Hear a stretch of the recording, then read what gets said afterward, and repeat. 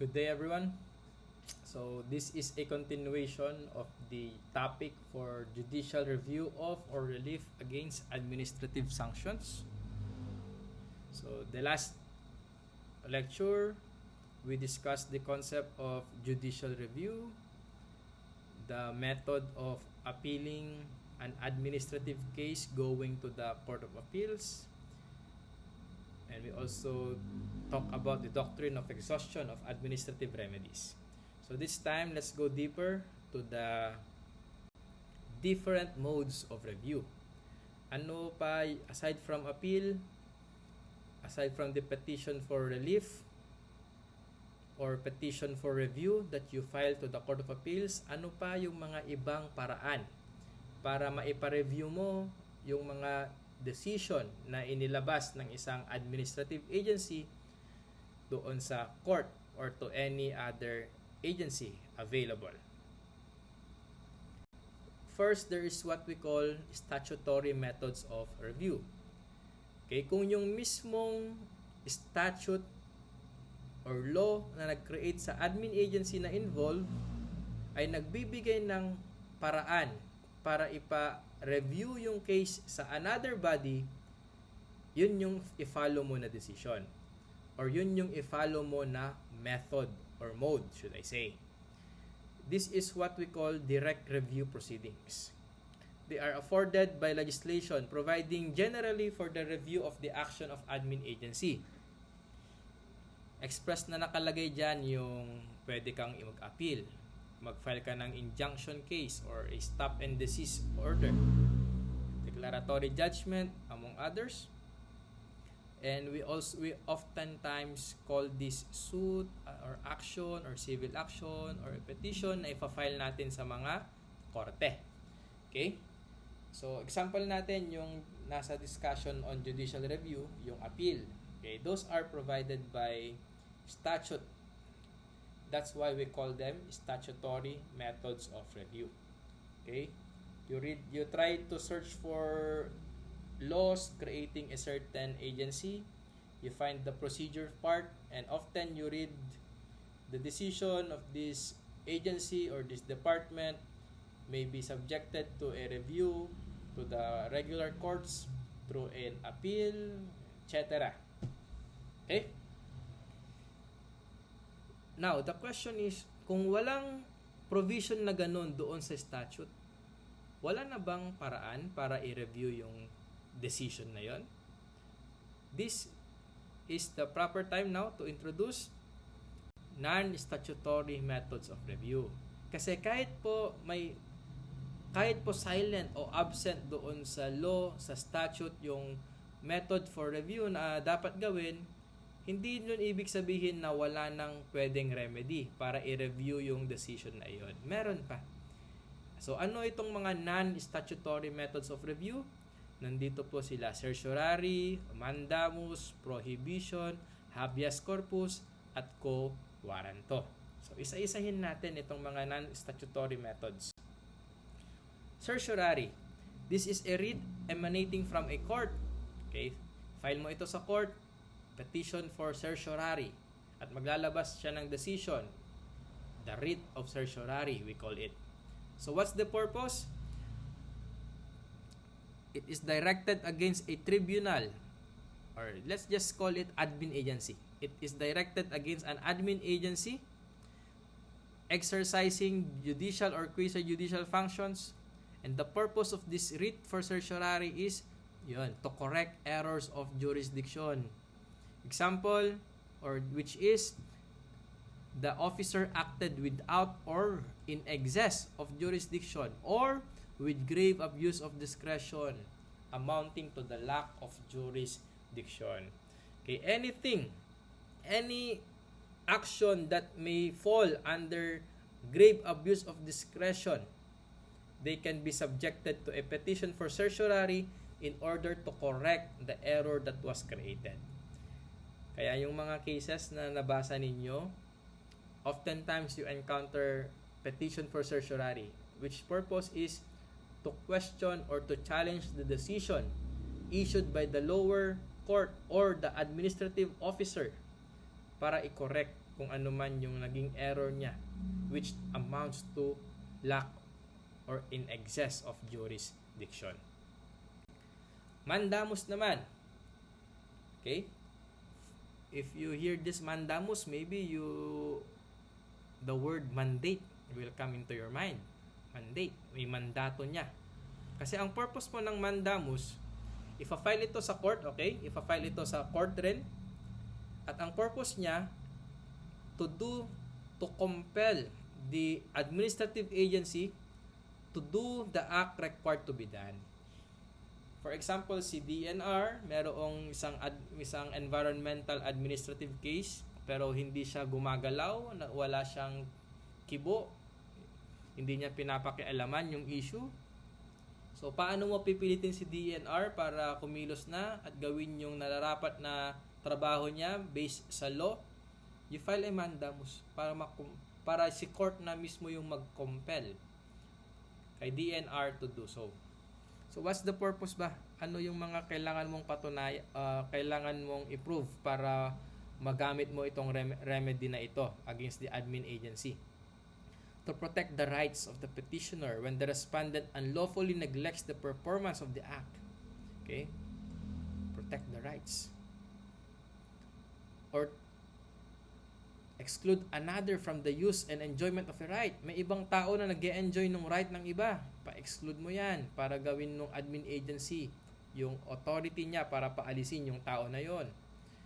Okay? And take note there is no other plain, speedy, and adequate remedy in the ordinary course of law. Ito yung pinaka-importante para magamit mo itong mandamus na ito.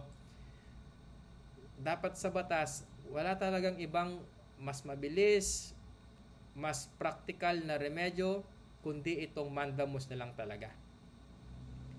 Okay? Mandamus is an extraordinary writ. Next, si prohibition naman, kabaliktaran po niya si mandamus. Kasi kung si mandamus, nagko-compel siya na kumilos yung isang agency, ang goal naman ng prohibition ay para ipa-stop yung agency sa pag-action. The court will issue a writ directing an administrative agency to desist from proceedings in the action or matter specified. O agency, mukhang mali ang ginagawa mo. Stop ka muna. Parang ganun ba yung purpose ng prohibition na ito? Habeas corpus, this is an entirely different remedy. This is availed in order to protect liberty of a person. This is a writ issued by the court directed to a person detaining another. Kung may tao na nagkulong sa isang tao, yung taong yon, he will be commanded to produce the body of the prisoner or the detained person before the court.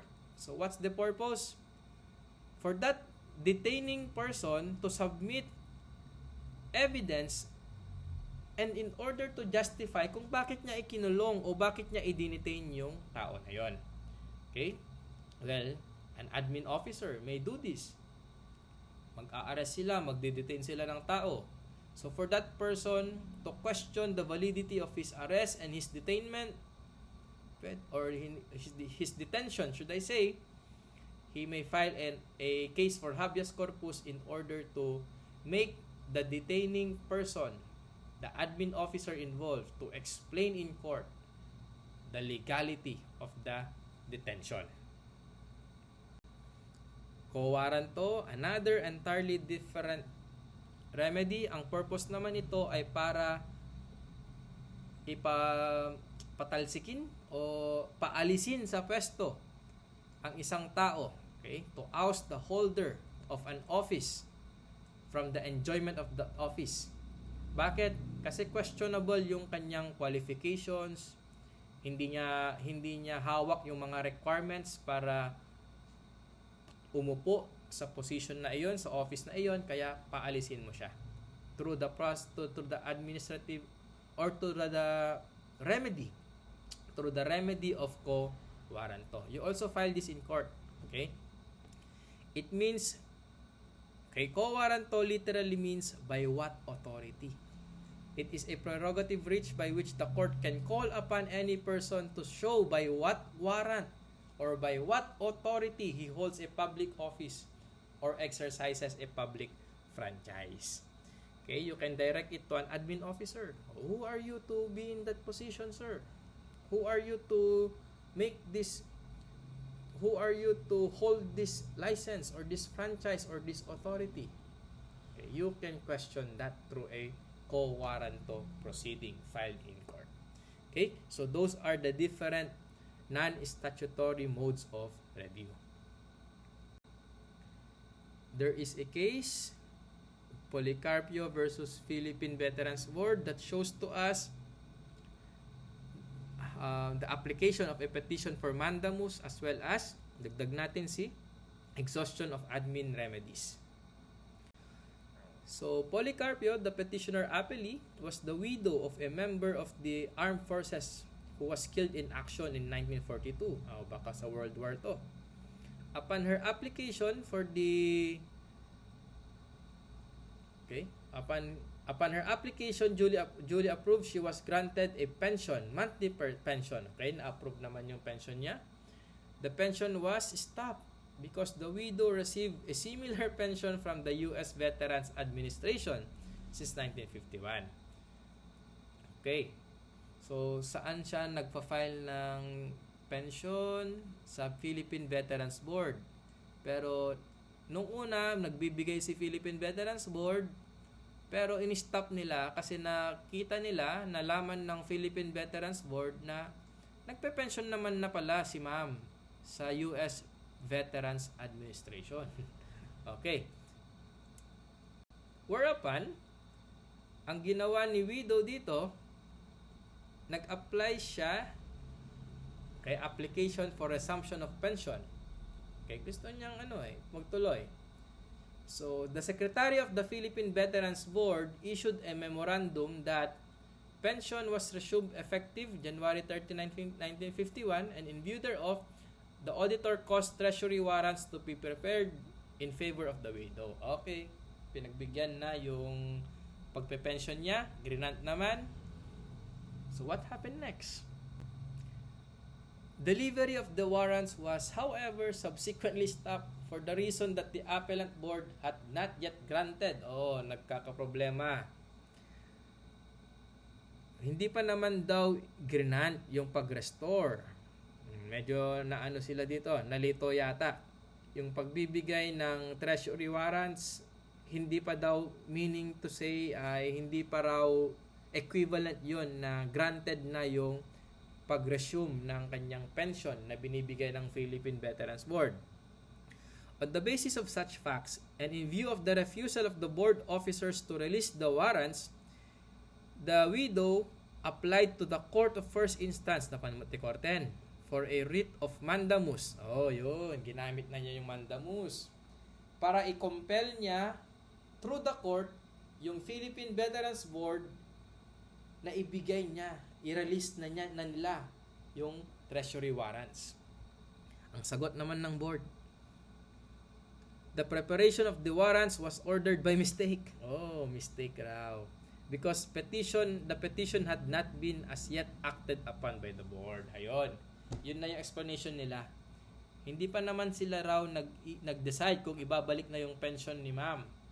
Kaya mistake yung pag-issue ng treasury warrants na yan. The lower court decreed the issuance of the writ complained of on the basis that the fact that the secretary has signed the memorandum for the chairman of the board restoring petitioner's pension and the further facts that said check has been drawn by virtue of such memorandum are sufficient reasons to justify the release of the same in payment of petitioner's accumulated pension. So, yung trial court, inapprove niya yung petition for mandamus. At ngayon, in-order na niya si Philippine Veterans Board na ibigay na yung pension ni ma'am dito sa kasong ito. So, what's the issue now? Was it proper for the lower court to compel the delivery of the warrants? Tama ba yung granting ng petition for mandamus? Ang sagot ng Supreme Court, mali. No, it was improper. it being an established fact that the resumption of the pension had not yet been approved. Wala pa nga talagang decision. The memorandum of the secretary and the preparation of the warrants was obviously unauthorized. Talagang mali. And the taking of such action proves nothing but that the error or lack of authority was not discovered until later. Okay? So talagang lack of authority yung pag-issue ng mga treasury warrants na yon, yung pagbigay ng pera.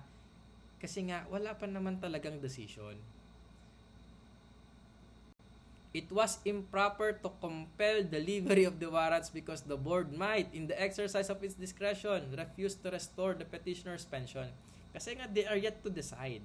So, bakit mo ibibigay na, wala pang ang decision? Therefore, the court below should have limited itself in ordering the board to take action upon the petition of the widow that her payments be resumed. So, ang dapat ginawa ni trial court, hinintay niya na mag-issue ng decision yung Philippine Veterans Board kung i-grant ba o hindi yung pagtuloy ng pension ni widow sa kasong ito. Pero hindi So, mali siya. So, i-relate rin natin sa doctrine of exhaustion of admin remedy. Meron pang natitirang remedy si ma'am. Hintayin niya yung decision ng Philippine Veterans Board, yung admin agency dito.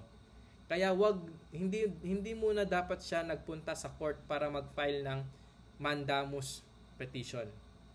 Premature pa yon. Dapat hintayin muna yung decision ni board sa kasong ito. So that's Policarpio case. Another case.